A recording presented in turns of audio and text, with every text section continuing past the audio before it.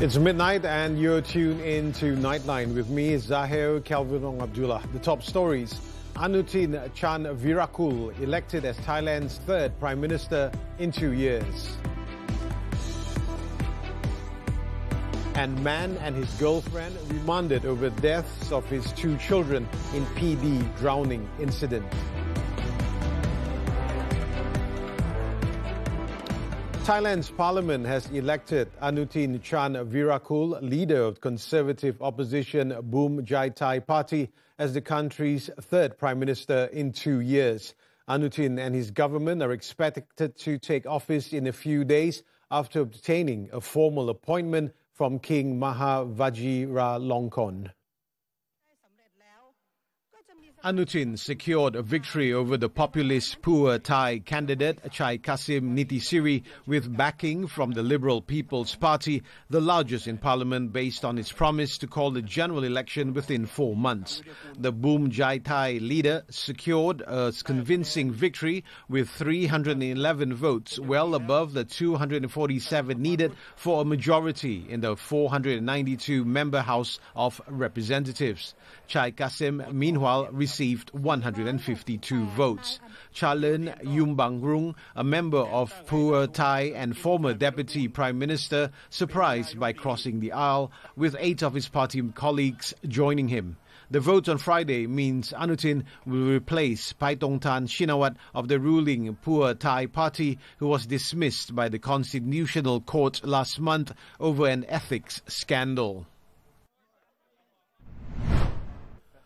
Anutin entered politics in 1996 by becoming advisor to the Foreign Affairs Minister, then served as Deputy Commerce Minister in 2004 and later as Deputy Public Health Minister in 2005.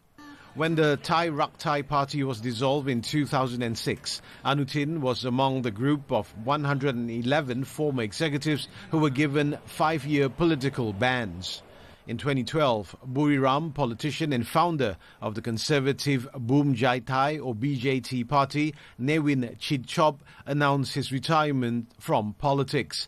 A close associate of Anutin, Newin named him as a suitable choice to lead the party. Anutin joined the BJT after the ban expired and was elected party leader in October 2012. Anutin was the health minister during COVID-19, overseeing lockdowns, vaccine procurement and treatment. He was credited with reopening Thailand to foreign tourism, a key economic driver.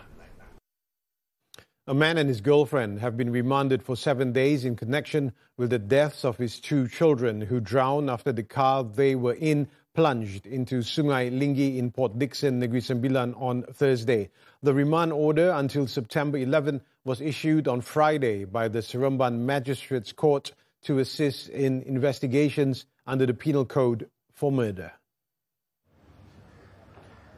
Port Dickson District Police Chief Superintendent Maslan Udin confirmed that the woman sitting in the vehicle with the siblings was not their biological mother. The status of the relationship between the father and the mother of the children, aged 6 and 8, has yet to be determined. Authorities were trying to locate the children's mother. Negeri Sembilan Police Chief Dato Al-Zafni Ahmad previously said that the 46-year-old local man and the 41-year-old woman were detained after they gave suspicious statements regarding the incident. Checks reveal that the male suspect has a record of 16 criminal offences, while the female suspect has no prior criminal history. Urine tests on both suspects returned negative results. Checks on the vehicle involved, however, showed that it was reported stolen in Johor in 2022. It is understood that at the time of the incident, the car was parked by the riverbank with the engine switched off, while the victim's father stepped out for a smoke. The children were believed to have been asleep inside the car with the woman when the incident occurred near the Tanjong Agas Bridge. Passers-by managed to save the woman but could not rescue the children in time. A profound understanding of the teachings of Prophet Muhammad can empower Muslims to play a central role in building a nation founded on Islamic values. In conjunction with the 2025 National Maulidur Rasul celebration, Prime Minister Datuk Sri Anwar Ibrahim said the Prophet's legacy, especially his leadership in Medina, stands as the finest model and enduring guide in addressing today's diverse challenges. Salamullah ala Yasin Habibillah Salatullah. The 2025 National Maulidur Rasul celebration took place on Friday morning at the Malaysia Agro Exposition Park Serdang, or MAEPS, attended by the Yang di-Pertuan Agong Sultan Ibrahim and the Raja Permaisuri Agong Raja Zahir Sofia. Their Majesties arrived at 9:26 a.m. and were received by Prime Minister Datuk Sri Anwar Ibrahim and his wife, Datuk Sri Dr. Wan Aziza Wan Ismail. Earlier in a social media post, Anwar urged Muslims to reflect on and embrace the teachings and legacy of Prophet Muhammad as the best guidance to remain diligent, disciplined and hopeful for the future of the Ummah. Held under the theme Membangun Ummah Madani, the celebration highlighted the Prophet's example of leadership founded on justice and compassion in shaping a civilized and harmonious society. This year's event also drew attention to the Quba Mosque established by Prophet Muhammad during the Hijrah as a representation of the foundation of an Islamic society built on spirituality, justice and compassion.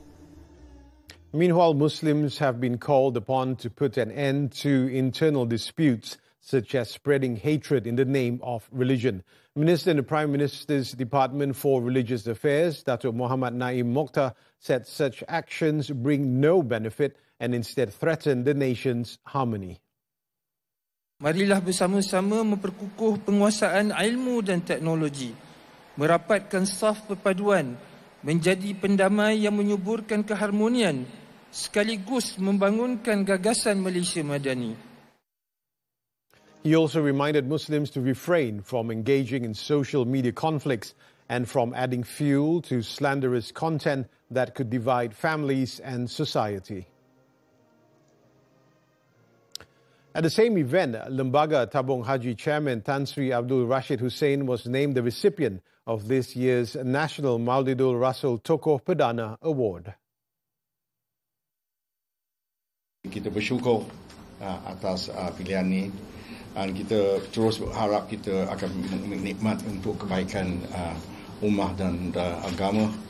For his award, Abdul Rashid, who is also the 10th President of the International Islamic University Malaysia for the 2025-2028 term, received 50,000 ringgit, a trophy and a certificate of appreciation.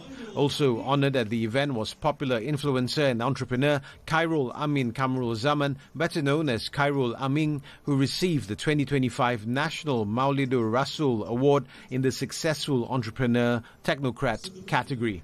Actress Angeline Tan was recognized in the Outstanding New Convert or Mualaf category. The award for Creative Originator or Innovator was presented to Muhammad Usama Zaid Yassin, Chief Executive Officer of WOW Animation Sindiran Berhad and Director of Agent Ali the Movie 2. They were among several recipients of the award, each taking home 30,000 ringgit, a trophy and a certificate of appreciation. Earlier, a Maulidur Rasul procession took place outside MAEPS involving over 6,000 participants. A total of 119 contingents from various government agencies, uniformed services, higher education institutions and the private sector took part.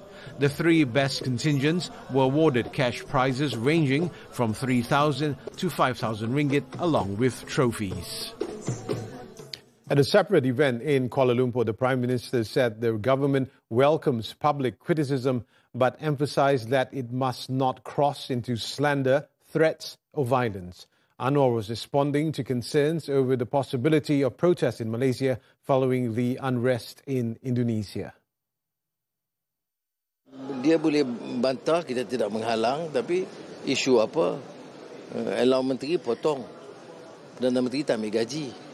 Isu tu tak bangkit apa dia. Minyak turun, peruntukan kepada rakyat tambah.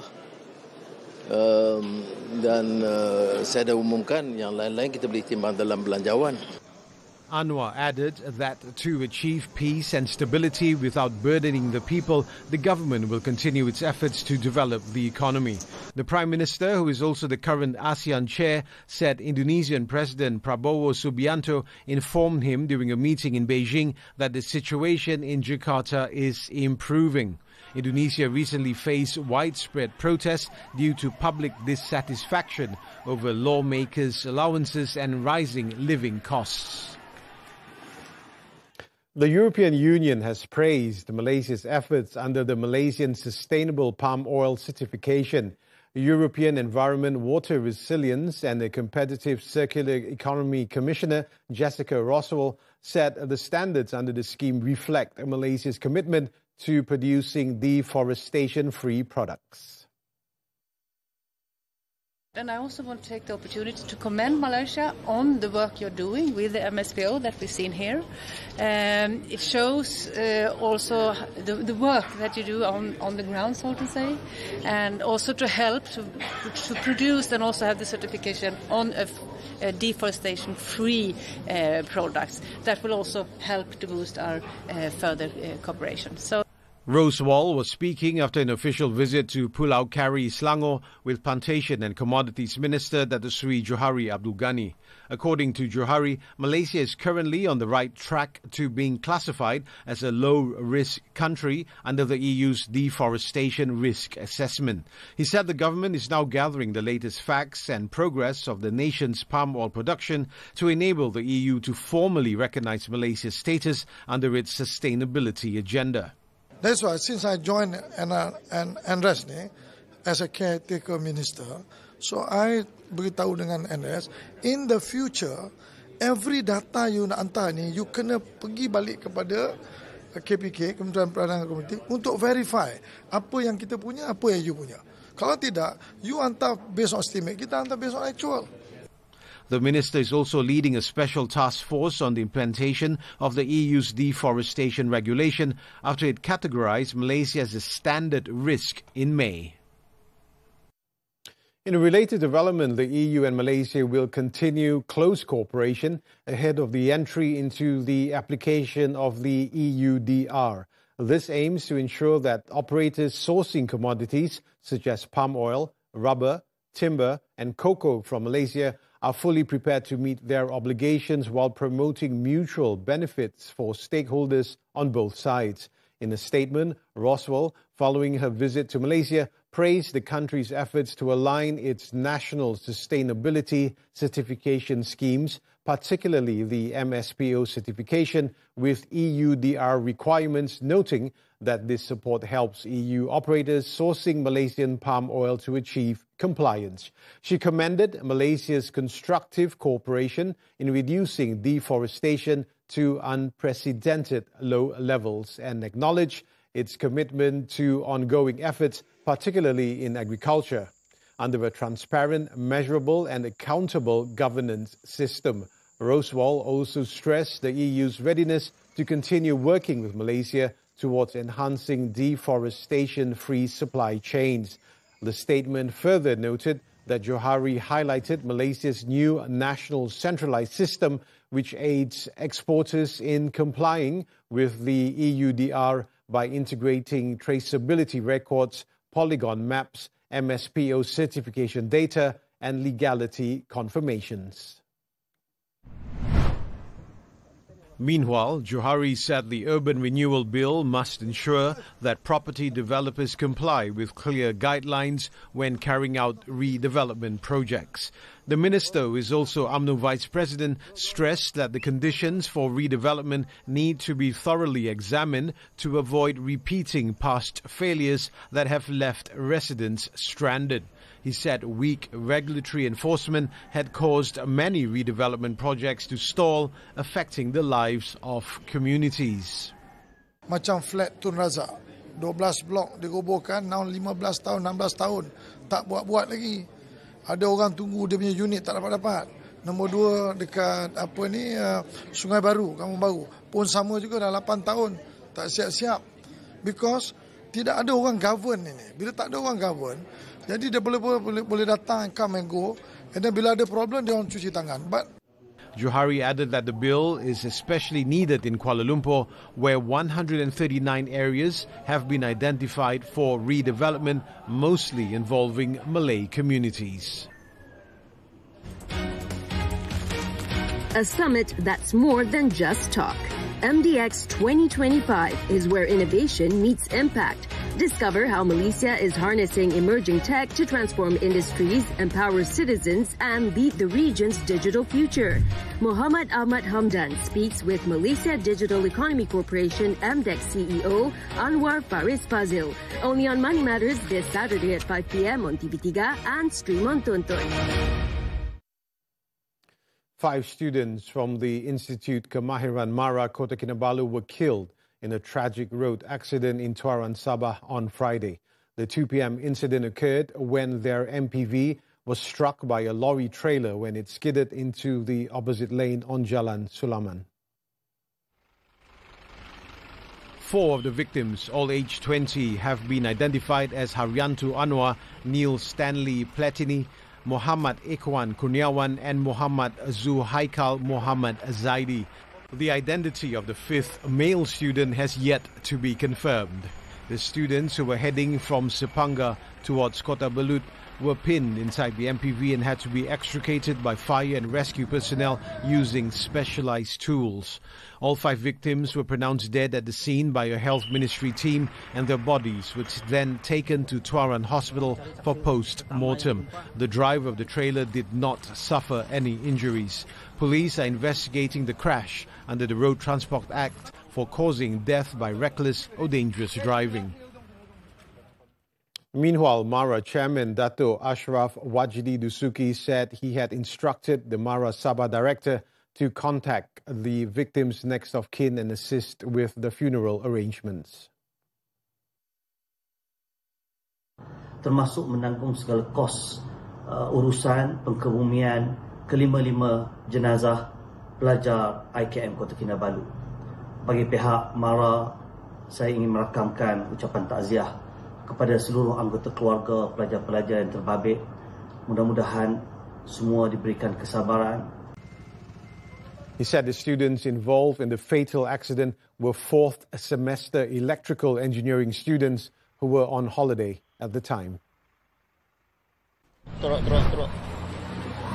Tunggu belum. Sabar dek. In Serian, Sarawak, a 4-wheel drive accident on Friday claimed 3 lives and left 4 others injured. The incident occurred at around 11:54 a.m. at Ensabang Quarry, Balai Ringin, along the Pan Borneo Highway. The vehicle carrying all 7 victims is believed to have crashed and overturned at the Jalan Serian Sri Aman stretch. The State Fire and Rescue Department said 43-year-old Paula Janting and 75-year-old Janting Pangau died at the scene, while Senin Beriak, age 65, died while receiving treatment in hospital. All of the victims were extricated from the vehicle by members of the public before emergency personnel arrived and provided treatment. The cause of the accident is still under investigation. Police arrest man after 4-hour standoff. This and more after this breather. K-drama starter pack, K-debak je lah. Ada makan-makan dengan Opa kat host diner. Cuba masuk gang friendly rivalry. Baru tahu siapa cinggu, siapa lawan. Rencana, hidup ni biasalah. Ada the defect. Ada rahsia. Aigu, S-Line nampak semuanya. Mana nak tengok? Stream sekarang melalui tonton. Tonton je, baru gempak. Unlocking the future of business. From industry evolutions to policy changes, we go beyond the headline. Deep insights, sharp analysis. Understanding the forces driving tomorrow's economy. Key financial insights that drive decisions. This is Money Matters, every Saturday, 5 p.m. Only on TV3 and stream now on Tonton. Apabila datang, ia boleh mengambil alih kesemuanya tubuh, minda dan hidup anda. Stres bukan sekadar tekanan perasaan tetapi boleh mengancam kesihatan secara keseluruhan. Kenalilah tanda-tanda stres sejak awal dan bincang mengenainya secara terbuka. Dapatkan sokongan moral dan emosi daripada orang di sekeliling anda serta bantuan profesional di saluran yang betul. Saksikan Hello Doktor Ahad 5.30 petang di TV3. Terbaru dituntut. Ni, kau ambil apron ni, aku berhenti kerja. I quit. Lepas ni nak buat kerja apa pula? Nak buat tekstil. Tera awak. Kafe bunga telang ni baru je buka tapi tengok pelanggan ramai yo. Nah, tera. Orang macam Kak Syalisa ni memang terbaik, the perfect chef. Macam tu. Jidah ni macam cool tau. Saya ingin sangat nak jumpa dia. Kenapa? Nak masuk Minang? Muat turun dan layan tonton sekarang. Semua favourite anda di sini. You're watching Nightline. The review of the on-call duty allowance or ETAP will soon be presented to the Cabinet for consideration. Health Minister Datuk Seri Dr. Zulkifli Ahmad said early approval will ensure that the rate increase can be implemented next year as targeted. He emphasized that the ministry is committed to finalizing the review of the ETAP allowance, which has been underway in recent months. The review is being conducted in collaboration with the Public Service Department. Zulkifli added that the ministry has consistently sought to improve staff incentives and welfare by carrying out various studies on allowances and benefits, including an increase in the ETAP rate. Such improvements will continue to be implemented periodically based on current needs. He added that at present, ministry staff who are eligible receive various types of duty allowances. In Selangor, a 48-year-old man was arrested after he spent 4 hours on the roof of a house in Semenyih while armed with a knife. Kajang Police Chief Assistant Commissioner Nazron Abdul Yusuf said his team was alerted at 8:50 p.m. on Thursday evening.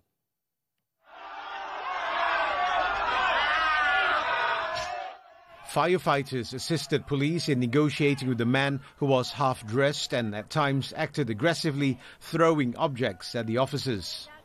A 1-minute 30-second video of the incident also went viral on social media. After nearly 4 hours of persuasion, the man was safely detained while his knife was seized. Preliminary checks showed he was not a local resident and is believed to have mental health issues. He was taken to Kajang Hospital for further evaluation. Authorities confirmed that the man had a record of 26 criminal offences, including drug abuse. Investigations are ongoing to determine how he ended up at the property and what prompted the incident. The case is being investigated for criminal trespass and carrying an offensive weapon in a public place. Media Prima Berhad continues to make its mark internationally after securing 2 wins at the 2025 Content Asia Awards. The victory shows how Malaysian creativity is capable of competing with the region's best. In the category of Best Sound Design created in Asia for an Asian TV program or series, Hening Rindu, composed by Ekoan Fatana and Wan Saleh and performed by Marsha Milan for TV3's hit drama Aku Bukan Ustazah, won over the judges. The song, produced by Alternate Records and Talents Malaysia, beat 4 other nominees. Award ini Marsha mendunia di peringkat antarabangsa dengan lagu runut drama Aku Bukan Ustazah, satu drama fenomena di TV3 tahun 2024. Tahniah pada Marsha dan Sound Design Team. Dan ini ialah pencalonan yang pertama dan yang kedua ialah pencalonan File Mahkamah. Meanwhile, the documentary Zul Farhan 19 Lawan 1, produced under TV3's File Mahkamah series, was recognized as runner-up in the category of Best Current Affairs Program Single Market in Asia. The 6th edition of the awards received over 150 entries from across the region. Actually, when we see the entries in, the quality is so much better. Like the storytelling's better, the quality's better. It's almost as if people have woken up and thought, the industry's in trouble. We better just get our act together.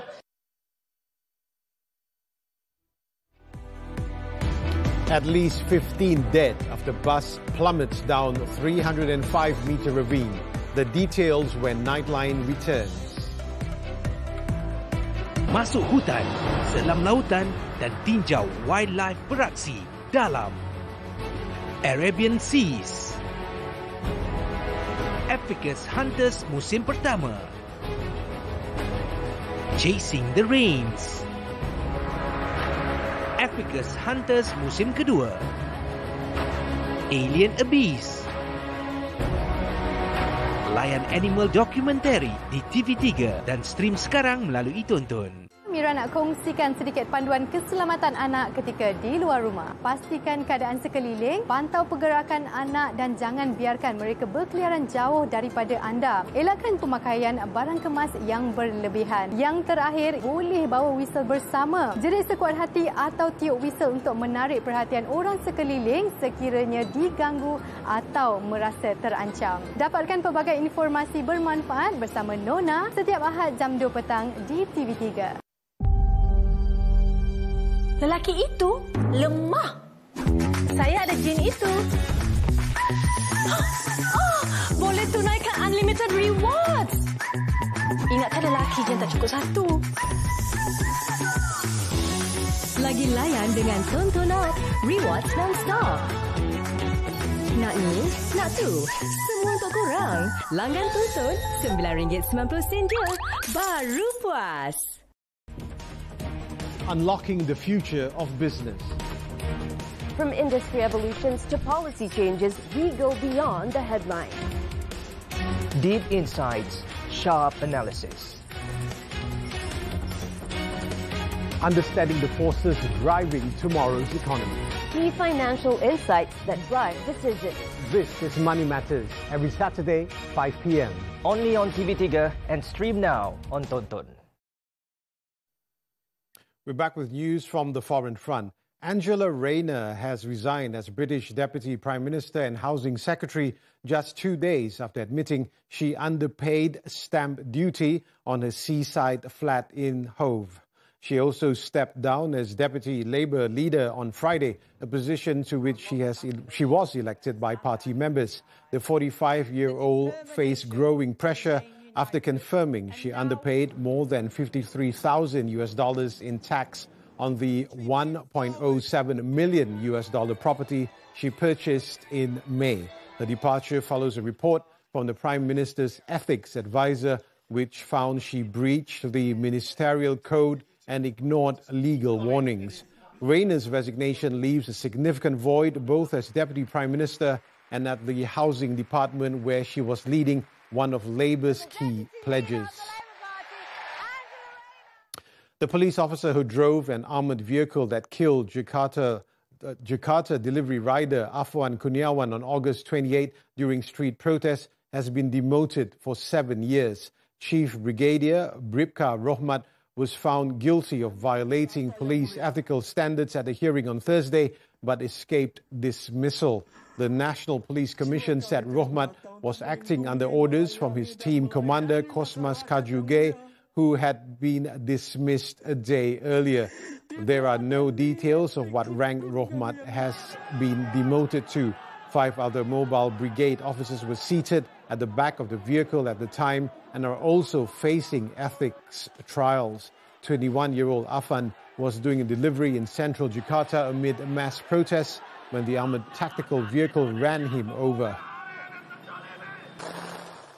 At least 15 people were killed after a passenger bus came off a road and fell into a deep precipice in eastern Sri Lanka. Officials said 16 others, including 5 children, were injured in the accident that occurred near the town of Welawaya on Thursday night. Some 15 patients received treatment on Friday, with several reported to be in critical condition.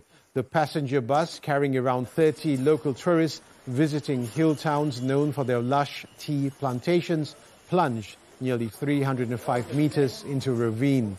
An initial investigation suggested that the bus driver was driving the vehicle at a high speed and lost control.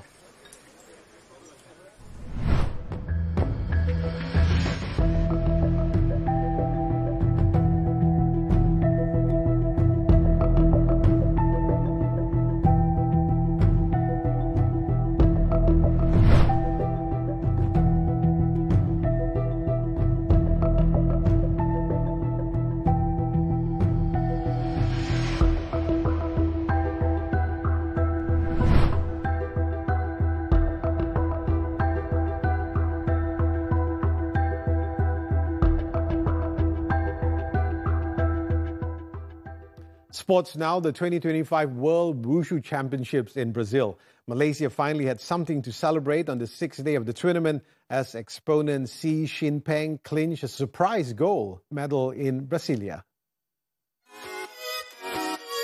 The 23-year-old World Championships debutant put up a near-flawless routine to score 9.756 points in the men's Changshu final on Thursday.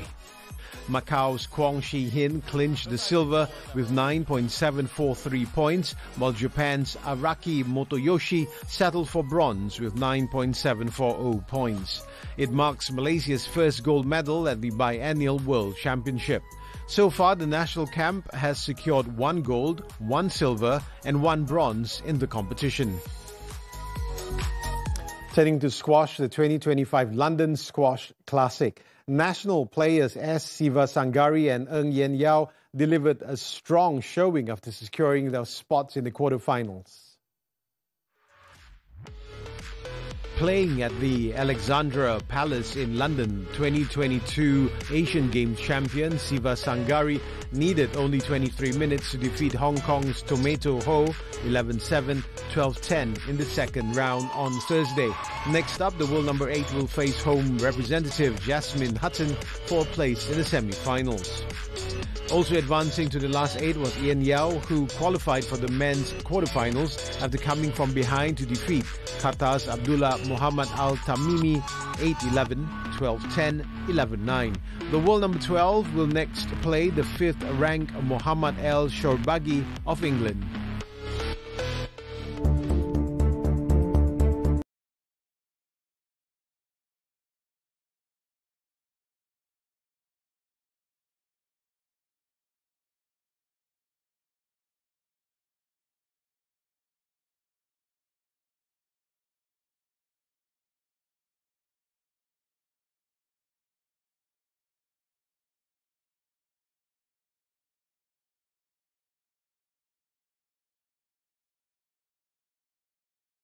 Before we leave, let's take one last look at the Maulidur Rasul celebrations taking place across the country. With that, I'm Zahir, Kelvin, Abdullah. Thank you for watching and have a great weekend.